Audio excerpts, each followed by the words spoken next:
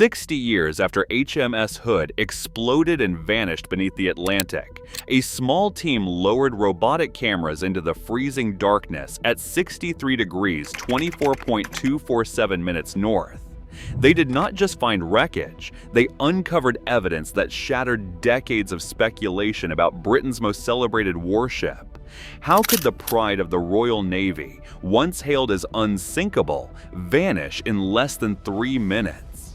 The answer begins where the legend was born. Construction began on September 1, 1916, at the John Brown & Company shipyard on the River Clyde. The blueprints on the slipway were redrawn after the Battle of Jutland, where British battlecruisers suffered devastating magazine explosions. Designers responded by thickening the main belt armor and revising internal subdivisions, but the need for speed and firepower still outweighed demands for all-around protection. Work pressed on through the final years of World War I. The Royal Navy sought to maintain its edge against any future threat. Dominated the shipyard's skyline. Hood's hull stretched 262 meters from bow to stern. At the time, no warship in the world matched her length or displacement. Each section of armor plate, each rivet hammered into place, reflected the lessons learned from Jutland and the urgency of a navy determined to avoid past mistakes. The hull was launched on August 22, 1918, her massive bulk sliding into the Clyde before a crowd of shipwrights and naval officials. Wartime shortages and shifting priorities delayed completion, but the work never truly stopped. Shipfitters, engineers, and gunners labored through the end of the war and into the uneasy peace that followed. By May 15, 1920, Hood was ready for commission. She displaced over 41,000 tons, carried 8 15-inch guns and 4 twin turrets, and was driven by 24 Yarrow boilers feeding 4 Parsons turbines. At full power, she could reach speeds up to 32 knots, faster than most battleships afloat. Her beam measured 31.7 meters, and her silhouette, with tall masts and raked funnels, became instantly recognizable.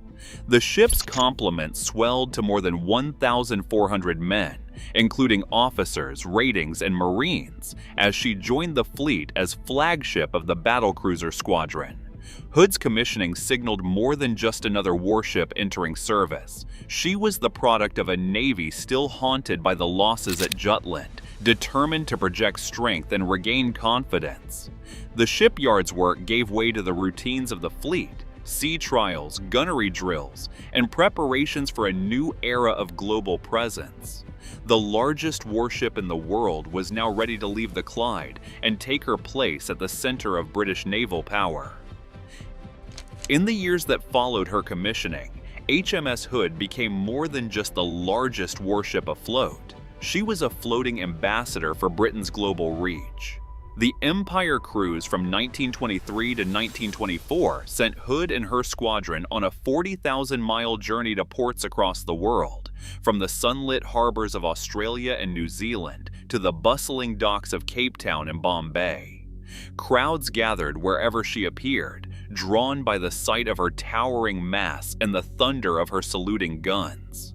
Newspapers splashed her image across their front pages, hailing her as the mighty Hood, the pride of the Royal Navy and a symbol of stability in uncertain times. Children lined up to tour her decks, while dignitaries posed for photographs beside her officers. Postcards and souvenirs flooded the empire, each bearing the sleek outline of Hood and the promise of British strength on distant seas. In an era marked by political upheaval and economic hardship, Hood's presence offered reassurance, a tangible reminder that the Royal Navy still ruled the waves. The Admiralty cultivated this image with care. Hood's crew drilled in immaculate uniforms, her decks scrubbed to a shine before every port call. Her band played stirring marches as she steamed into foreign harbors, flags flying and signal lamps flashing. Even her routine maneuvers became public spectacle, chronicled by newsreel cameras and broadcast to millions. The myth of her invincibility took root, fed by headlines and speeches that called her unsinkable. For the men who served aboard, life on Hood meant more than duty. It meant pride. Veterans recalled the camaraderie of those long voyages, the sense of belonging to something greater than themselves. Letters home described the thrill of crossing the equator, the spectacle of fleet reviews, and the awe in the eyes of those who watched Hood glide past at full speed.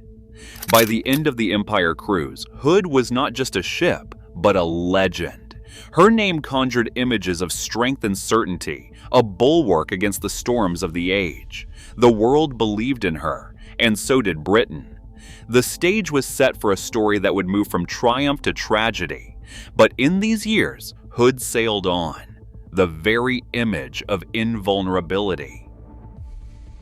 Haunted. HMS Hood's designers faced a problem that haunted every line of her blueprints. After Jutland, the Admiralty demanded a ship that could outgun and outrun any rival, but also survive the kind of magazine explosions that had doomed so many battlecruisers. The answer on paper was armor, thick enough to stop the heaviest shells, but not so heavy that it would slow the ship or limit her range. Calculations stacked up in the drawing rooms at the Admiralty, each one a compromise between protection, speed, and firepower. Armor. The main belt running along Hood's sides at the waterline reached a thickness of 12 inches, 305 millimeters of Krupp cemented steel. This was intended to shrug off direct hits from enemy shells at close to medium range. Above and below, secondary belts tapered down to 7 inches and 5 inches, adding layers to the ship's defense against horizontal fire. On paper, these figures matched or exceeded the best of her era. Vulnerability. But the real vulnerability lay above. The deck armor meant to shield the ship from plunging shells and aerial bombs remained thin by any standard, averaging just over 2 inches, 51 millimeters across most of the ship. Over the magazines, the thickest point reached 3 inches, 76 millimeters. Designers knew this was a risk, but the limits of metallurgy and the need to keep weight down forced their hand. Trade-off. Every extra ton of armor pressed the hull deeper into the water, reducing the freeboard at the bow and making the ship ride lower in heavy seas. With the added weight, Hood's bow sat so low that sailors joked she was the largest submarine in the fleet. Leaks. This trade-off shaped every aspect of Hood's construction. The hull grew heavier by nearly 5,000 tons compared to the original design, deepening her draft and making her a wet ship in rough weather. Water found its way below through ventilation shafts and seams, sometimes flooding living quarters and ammunition spaces. The crew accepted this discomfort as the price of speed and strength, but the engineering reports from the time tell a different story. One of persistent leaks, rust, and the constant battle to keep the sea at bay. Limitation. The Admiralty's own immunity zone calculations meant to define the range at which Hood could expect to resist enemy shells revealed a stark limitation. Against the threat of 15-inch shells, like those later carried by Bismarck, Hood's side armor offered real protection at close range. But at longer distances, where shells descended at steep angles, the thin decks left the magazines exposed. Gambled. The designers understood the numbers, but in the aftermath of Jutland, they gambled that speed and gunnery would keep Hood out of the danger zone. Silent flaw. The result was a ship that looked invincible from the outside, but carried a silent flaw beneath her decks. The balance between armor and agility had been struck, but not resolved. In the years ahead, as naval gunnery advanced and new threats emerged, that flaw would become more than a theoretical risk. It would define Hood's fate in a way no calculation could predict. By the late 1930s, the world's navies were racing ahead, and Hood began to show her age in ways that could no longer be ignored. The original promise of 32 knots faded as her turbines wore down from decades of hard service. By 1941, Hood could barely manage 26.5 knots, still fast for a capital ship, but no longer enough to guarantee tactical freedom. Every knot lost meant less ability to dictate range, less chance to close or escape at will, and less margin for error when facing a new generation of enemies. The Admiralty had drawn up plans for a sweeping modernization. The proposal called for new engines, reinforced decks, advanced radar, and improved fire control systems. Everything needed to bring Hood in line with the battleships now coming out of German and American yards. But the outbreak of war put those ambitions on hold. Dockyards were overwhelmed, resources stretched thin, and every available hull was needed at sea. Hood's modernization was scheduled for early 1941, then postponed, then quietly abandoned. Instead, she remained in service, her machinery growing more temperamental with each passing month. Inside the engine rooms, the reality was even starker. The Yarrow boilers and Parsons turbines, once the pride of the fleet, now demanded constant attention. Engineers fought a losing battle against scale, leaks, and vibration. Reports noted falling output and rising maintenance hours. The ship's fuel consumption climbed, further limiting her operational range. In rough weather, the pounding of the hull and the low freeboard at the bow meant water sometimes found its way into compartments never designed to be wet. Hood's crew adapted, but the ship's best days were behind her. Meanwhile, naval warfare was changing at a pace few had imagined. The Germans had learned the same lessons as the British, but with the benefit of time and new technology. Bismarck, completed in 1940, carried not just thicker armor, but also a new generation of fire control computers and radar rangefinders. Her 15-inch guns, firing shells weighing 800 kilograms, could deliver plunging fire at ranges where Hood's deck armor offered little real protection. The gunnery duels of the First World War, fought at medium range, were giving way to battles decided at distances of 15,000 meters or more. British naval doctrine still valued speed and aggressive maneuver, but Hood's declining power plant reduced her options. In a fleet action, she could no longer count on outrunning a determined opponent. In a duel, she would struggle to keep the range where her side armor mattered most. The planned upgrades, thicker deck armor, new machinery, and modern electronics might have restored some of her edge. Instead, Hood went to war with the tools and tactics of a fading era.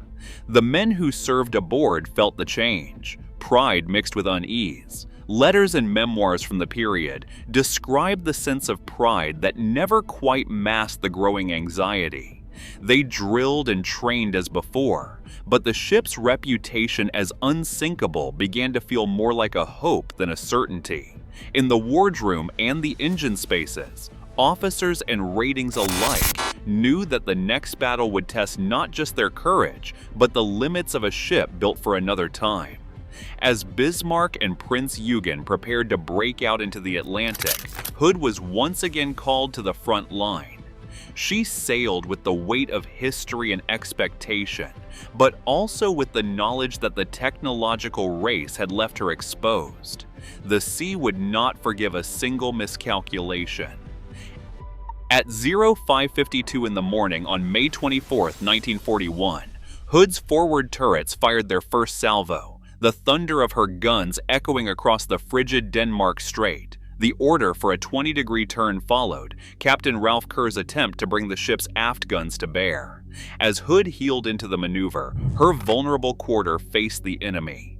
Minutes later, at 05:55, a shell from Prinz Eugen struck amidships, setting off a fire near the secondary ammunition lockers.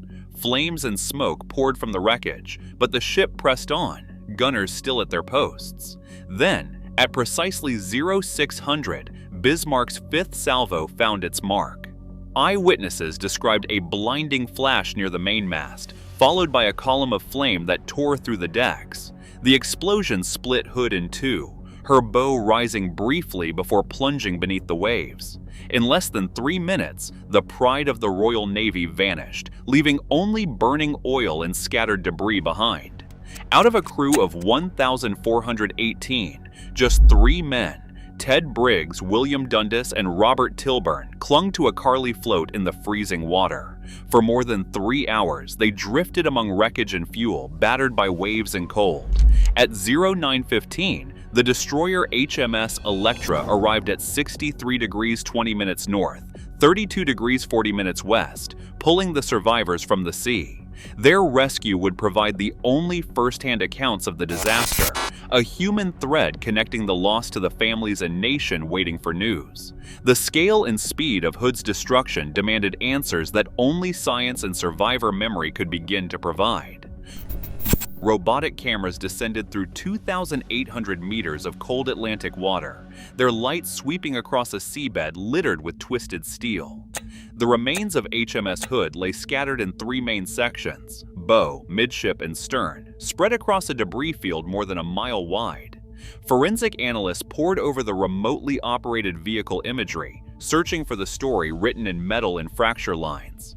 The stern's armor plates, once riveted tight, had peeled outward like petals under enormous pressure.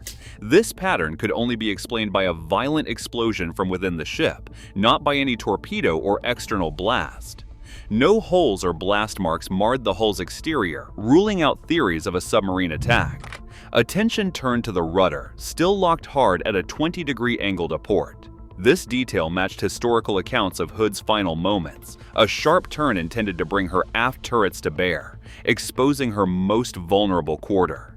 The forensic evidence left little doubt. The explosion struck as the ship was maneuvering, confirming the timeline described by the survivors and the battle's observers. Metallurgical analysis and debris mapping pointed to a chain reaction deep inside the ship.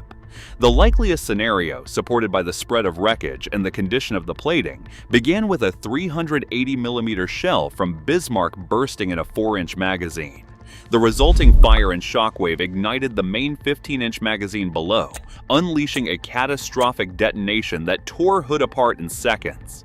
The physical testimony of the wreck finally settled decades of debate, replacing speculation with the hard language of steel and science. Today, HMS Hood rests under legal protection. Her remains a silent warning beneath the waves. As technology continues to unveil old secrets, the line between myth and truth narrows, but it never disappears entirely. The sea keeps its testimony, but remembrance is our responsibility. History's lessons endure only if we choose to listen.